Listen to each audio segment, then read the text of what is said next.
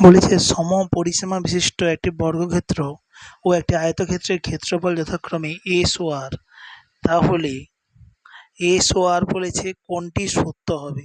তাহলে তোমরা যদি আমি বর্গক্ষেত্র ধরি, বর্গক্ষেত্রের চারটি বাহু সমান, এটা এ হলে এটাও এ, এটাও এ, এটাও এ। আর কি বলেছে আয়তক্ষেত্র, তাহলে আয়তক্ষেত্রের দৈর্ঘ্য প্রস্থ, দৈর্ঘ্য অবশ্যই বড় হয়, প্রস্থর তুলনায় দৈর্ঘ্য যদি এক্স হয় প্রস্থ হবে ওয়াই। তাহলে এটা বর্গক্ষেত্র, বর্গক্ষেত্র ক্ষেত্রফল কত বলেছে, ক্ষেত্রফল এস, এস সমান কি এ স্কোয়ার। আর আয়তক্ষেত্র, আয়তক্ষেত্র আয়তক্ষেত্রে কি বলেছে আর, আর সমান কত দৈর্ঘ্য গুণিত প্রস্থ মানে এক্স ওয়াই। এবং বলেছে সমপরিসীমা, সমপরিসীমা বলতে বর্গক্ষেত্রের পরিসীমা যা আয়তক্ষেত্রের পরিসীমা তা। আয়তক্ষেত্রের পরিসীমার সূত্র কি 2x+y সমান হচ্ছে 4a। এটা হচ্ছে বর্গক্ষেত্রের পরিসীমার সূত্র। 2 2 কেটে গেলে 2 2 4, তাহলে x+y সমান আমরা কি পেলাম 2a।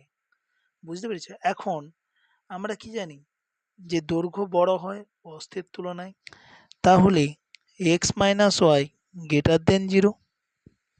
যদি আমি বর্গ করি উভয় পাশে, এ পাশেও বর্গ করি 0 করি, তাহলে a - b হোল স্কয়ারের সূত্র কি হবে, x এর এটাকে আমি কি সূত্রে ফেলাবো, যেহেতু প্লাসে মান দেওয়া আছে তাহলে আমি প্লাসে ফেলাবো, x + y এর হোল স্কয়ার মাইনাস 4xy > 0। এটা সূত্রে বাংলায় হয় x² - 2xy হয়, এখানে জোর করে যেহেতু +2xy নিয়েছি এর জন্য -4xy বিয়োগ করে দিলাম।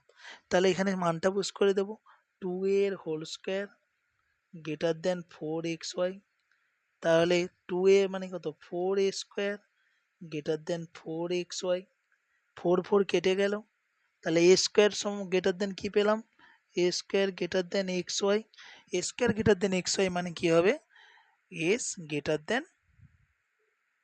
s, তাহলে বড়, তাহলে বর্গক্ষেত্রের ক্ষেত্রফল বড় আয়তক্ষেত্রের তুলনায়। বুঝতে পেরেছো। এক্সাম্পল হিসেবে আমি যদি ধরি বর্গক্ষেত্র যদি 2 হয়, 2 স্কয়ার করলে কত হয় 4, 2 স্কয়ার করলে 4 হয়। আয়তক্ষেত্রের ক্ষেত্রে যদি 1 এবং 2 হয়, মানে 2 × 1 হয়, তাহলে 2 × 1 = 2, অবশ্যই বড় হচ্ছে। বুঝতে পেরেছো।